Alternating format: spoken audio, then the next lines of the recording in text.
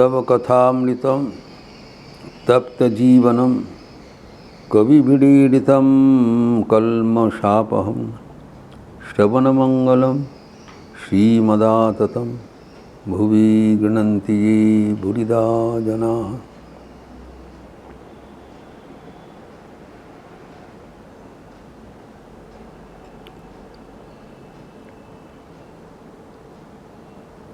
यद्यपि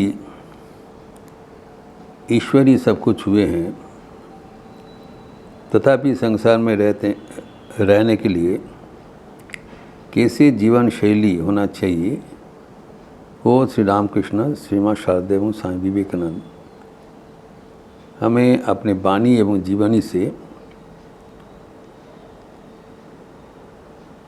समझा रहे हैं।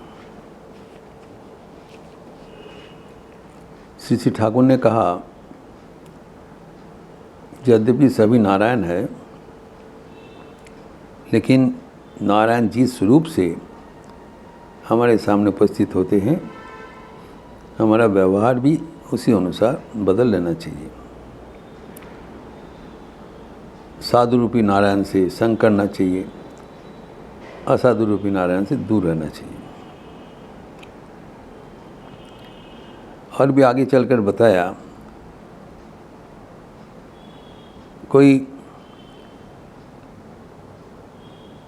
दुष्ट रूपी नारायण अगर हमें अनिष्ट करने के लिए आगे बढ़े, तब उनको प्रतिकार करना चाहिए। एक कहानी से ठाकुर ने समझाया, जो कि हम लोग चर्चा किया। जो सांप को ब्रह्मचारी जी ने बताया कि तुम्हें हिंसा छोड़ देना चाहिए, लेकिन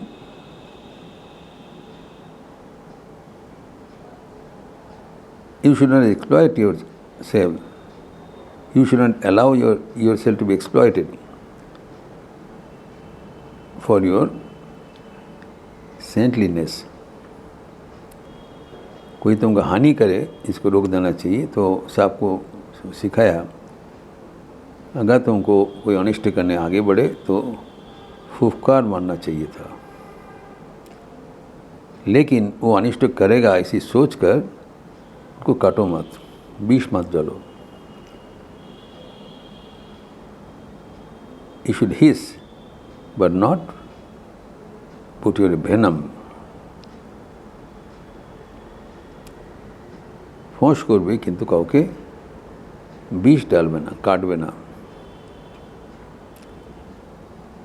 अभी और एक प्रश्न आता है, अगर कोई अनिष्ट कर ले, बिकॉज वो फुफकार मारने से तो अगर कोई ना भागे, तब भी अनिष्ट करने के लिए आगे बढ़े, अनिष्ट कर भी दे, तो क्या करना चाहिए? इसमें श्री माँ शारदा देवी का निर्देश है, साहस के साथ उसको प्रतिरोध करना चाहिए, भागना नहीं।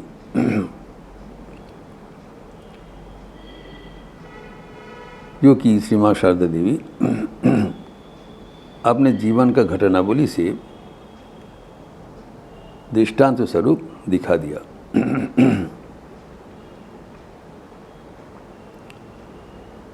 ऐसे तो सबसे ज़्यादा लज्जाशीला थी, लेकिन प्रयोजनवश अपना रुद्र मूर्ति धारण करने से भी पश्चाताप नहीं होते थे। हम जानते हैं कि एक बार जयराम बाटी में 1322 बंगाब्द में उनके पितृलय में जब वो निवास कर रहे थे, उस समय एक घटना हुई थी। श्री श्री ठाकुर एवं माँ के अंतरंग भक्त गौरी माँ, स्वाति गौरी माँ, वो कुआलपाड़ा से माँ को दर्शन करने के लिए आ रहे थे और साथ में ब्रह्मचरी वरदा महाराज भी थे। दामोदर का नदी के किनारे में कुछ विश्राम लेकर उन्होंने थोड़ा देर कर माँ के दरवाजे में पहुँचे और बड़ौदा ब्रह्मचारी को बोला तुम आगे बढ़ो, हम आगे चलते हैं। तो जब पहुंचा तब अंधेरा हो गया, संध्या हो गया, तो सीधा एकदम भीतर में पहुंच गए, जहाँ सी लोग रहते थे, जहाँ कोई बाहर का आदमी नहीं जाते थे। और अपने को माथा में पगड़ी वगैरह लगा के पुरुष का वेश धारण कर लिया करके वह पहुँचे थे और पहुंचकर एकदम भीतर में जाते हुए उन्होंने पुकार कर बोल रहे भिक्षा पाई माँ, भिक्षा मांग रहे हैं। तो वहाँ पर अचानक छोटी मामी अर्थात राधू वाला माँ की कनिष्ठ भाई का पत्नी सो पागली मामी भी कहा लाता था, तो वो सामने आ गया। आके अचानक इतने अंधेरा में एक अपरिचित पुरुष व्यक्ति को देखकर एकदम सामने भयभीत हो गया। उस जमाना में ये तो अलाउड नहीं था। भयभीत होकर दौड़ के भीतर चले गए, वो को ठाकुर जी को बोलकर अर्थात माँ को पुकारते हुए तो माँ के पास चले गए। तो जब माँ सुना ऐसी कोई आ गया, सब घर के जब नारियाँ थी, औरतें थी, सब भयभीत हो गए। देखिए, लेकिन माँ बिल्कुल भयभीत नहीं हुए थे। उन्हें सीधा बाहर में आया और उच्च कंठे गर्जन करके कहा रहा कौन है। तो अंदर में जो दिखाई नहीं पड़ा, किसी ने बताया भिक्षा पाई माँ, मैं रात भिखारी, भिक्षा चाहती हूँ, मैं रात का भिखारी हूँ। तो उनका आवाज़ सुन, उनको देखा नहीं, उनका आवाज़ सुनकर ही माँ को पता चल गया ये कौन है। उन्होंने कहा वो गौरदास जी आए हो, तुम कब आए, आओ आओ भीतर में आओ। माँ ने पकड़ लिया। तब उनको देखकर बहुत हंसा हंसी हुआ भीतर में लेके, और छोटी मामी एकदम शर्म की वजह से भीतर चले गए, किसी से बात नहीं किया। लेकिन यद्यपि एक कौतुकप्रद घटना है कि माँ का विचार कोई भी अनिष्टकारी सामने आवे उसको सामना करो, प्रतिरोध होना चाहिए। लेकिन इसके आगे अगर वो कुछ अनिष्ट कर भी बैठे तब क्या करना चाहिए, वो भी श्री माँ शारदा देवी अपने जीवन का घटना से प्रस्तुत किया। एक शिक्षा का, जो हमारे जीवन के शिक्षा का निर्देश। तो जब श्री श्री ठाकुर के अंतर्धान के बाद कमारपुकुर में गुजर रहे थे, अकेले थे और कोई नहीं था साथ में। तो और श्री माँ का कोई उस समय ना परिचिति था, ना कोई मर्यादा था,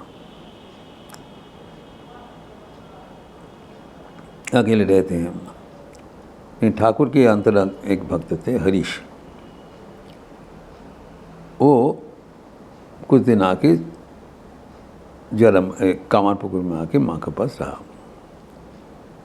हरीश को ठाकुर भी अत्यंत प्यार करते थे, माँ भी अत्यंत प्यार करते थे, और वो ठाकुर के अत्यंत करीब थे। इसे समझ कर उनकी पत्नी उनका कुछ दवा खिला दिया, इससे उसका मस्तिष्क का विकृति हो गया। सब जानते थे। इस अवस्था में आए, माँ भी अत्यंत स्नेह के साथ उनको देख रेख कर रहे थे। एक दिन माँ बाहर गए थे और जब लौटा घर में तब देखा हरीश वो अचानक कामप्रवण होकर माँ का पीछे दौड़ा। अचानक हरीश का ये मूर्ति देखकर माँ पहले भयभीत हो गया, समझ में नहीं पाया क्या करे, तो माँ भी वो दौड़ने चला। घर में कहाँ पर है उसको, जहाँ जो ढेकीशाला है उसको चारों ओर, तो माँ दौड़ते रहा। हरीश भी पीछा करने लगा। तो माँ ने कहा जे 7 बार चक्कर लगा के माँ क्लांत हो गए और दौड़ने में उनका सामर्थ्य नहीं रहा। तब माँ ने क्या किया? आत्मसमर्पण नहीं किया। तो माँ का निज मुख से वाणी है, तकुन समूर्ति धुल्लम, तब अपना रूप प्रकट किया एवं एक हाथ से उसके गर्दन पकड़ के घुटने के बल से उनको जमीन में गिरा के दूसरा हाथ पे उनका फटाफट थप्पड़ लगाना चालू किया। हरीश, उन्होंने कहा, उसके गाल में लाल छाप पड़ गया हमारा अंगुली का और हरीश एकदम बेहोश जैसा होकर गिर गया।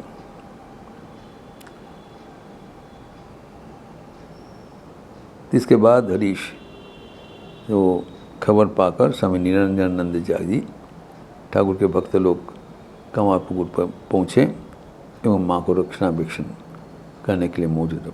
तब से